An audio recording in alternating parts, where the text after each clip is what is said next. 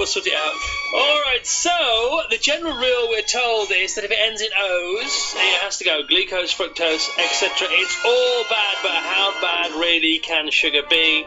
Let's talk to a nutritional know-it-all now, Dr. John Briffa. Good morning, Dr. John. Morning, Chris. How are you? Very well. How are you doing, my friend? Very good, thank you very much. So I heard you talking at the Bristol Food Connections Festival on Monday, and I just wanted to get you on the show. So the sugar war, you know, or the war against sugar, is this a brouhaha that's always been on the horizon? Was this always going to happen? I think so, yeah. I think we had sort of, early warning signs, back in the 1970s. There was a book published called Pure, White and Deadly by someone called John Yudkin. He was really vilified for his views on sugar, but actually he's turned out to be right all along, if only we'd listened. So there's a few things about sugar that I think, cause problems for people with regard to their health and their wellness. And this is all coming out now. You may have noticed in the last year or two, much more research coming out linking sugar with, problems with health, and I think that's a good thing. Now, this battle against sugar enjoyed a very frenzied beginning a couple of months ago, but it seems to have calmed down. It seems to be simmering. Is that because people just like it too much? They don't really want this to happen? No, I think it's part of the the news cycle, isn't it? Things come in, they sort of go out. I don't think the sugar thing is going to go away. It has died down. I think you're right about that. But now there's increasing sort of research and interest in the research community around sugar, and that always is going to leak out. Even if the mainstream media doesn't pick up on it, you're going to see it all over the internet, of course. And I think the sugar issue is here to stay, and I think again that's a good thing.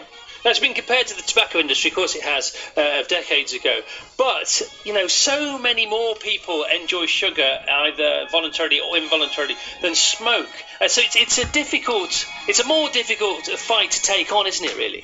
Yeah, I think that's true. Also, it's obviously more socially acceptable, to eat biscuits than it is to smoke, I think. Do you know what I mean? That's, the general idea out there is that smoking is unhealthy. Whereas sugar, if you sit there eating a few biscuits in the afternoon, potentially because you've dropped your blood sugar and now are craving those things, somehow that's sort of okay. But actually, there are consequences, of course, to eating sugar. It has some directly damaging effects on the body in excess, and has been linked, of course, with things like cardiovascular disease and, diabetes. Plus, there is a slightly addictive quality to sugar for some people, and that can mean that some people find it, easy to start but difficult to stop. So you can eat a chocolate biscuit and before you know it, you've eaten 8. What's happened?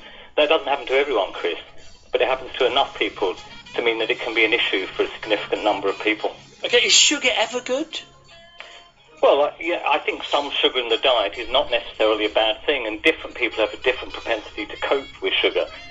For example, if you were to eat, a pear and a few berries, there's sugar there. Is that going to be bad for you? Highly unlikely. You start drinking cans of soft drinks, you start eating, lots of chocolate and biscuits and whatever, and particularly if you don't handle sugar very well, let's say you've got a weight issue, it's likely that you've got a problem with carbohydrates. Or, for example, if you're diabetic, then that in the long term is likely to lead, to chronic health issues. Just like, for example, smoking would. I'm not comparing it with smoking, but I'm saying there are implications. And even in the short term, Chris, there can be implications. If you eat sugar, you can get a higher sugar, which can be damaging to the body. But after that, you can secrete a hormone called insulin, which can drive blood sugar levels down to subnormal levels. And that can cause people to be, tired and listless. A lot of people, for example, will get tired in the mid to late afternoon as a result of this sort of sugar high and then low. Usually it's as a response to eating something like a sandwich and, a brownie or something like that. All right, now, if you were the general in this confrontation, which front would you attack the sugar industry on first? Well, first of all, I'm not a great believer in sort of attacking the sugar industry. I have no links with the food industry at all, but I wouldn't necessarily wait for the food industry to change its ways before I was to make different decisions about what I was going to put in my mouth on a daily basis, if that makes sense. Mm-hmm. If I was going to go in that direction and decided, to mobilise the troops a little bit, then we'd probably be looking, first of all, at sugary soft drinks, okay? Because the problem is that there's lots of sugar in them. So if you take a can of cola, you've got about 8 teaspoons of sugar there. And if you sat in the canteen at the BBC, spooning that much sugar into a cup of tea or coffee, people would think you'd taken leave of your senses. They would actually, wouldn't Yeah, they? they would. They'd look at you and go, what's happened to you? But what about the Are you fruit? unwell or something? This is where I get really. I'm just generally worried about this because I just think, well, some problems are too big to take on. It's like, reducing the oceans. I don't know. It's like filling them in with a spade, And you think, but fruit juices. We hear that some fruit juices, which we will have to be forgiven thinking are good for us, have more sugar in them than the cans of cola do. Well, that's exactly right. In fact, What's that about? Like a glass of orange juice has exactly the same amount of sugar in it, basically, as the same volume of cola. Well, where do we go with that, for heaven's sake? Well, we don't drink very much fruit juice. That's what I would advise. I know it has a healthy sheen, and I'm not comparing the two, right? Right. Fruit juice is more nutritionally okay than a can of cola. There's also, by the way, there's more nutrients in it, but there's also stuff in the cola that's not in the fruit juice that you want to avoid, maybe like phosphoric acid. They're not equivalent.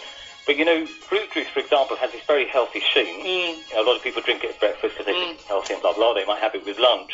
But actually, I don't really regard it as a very healthy drink at all. And I generally recommend that people, if they do drink it in very limited amounts. All right. Okay. These really for smoothies as well. They're also intensely sugary. Yeah. And probably need to be sort of reined in a little bit with some people. Okay. I'm going to give you a round of applause. The music's over.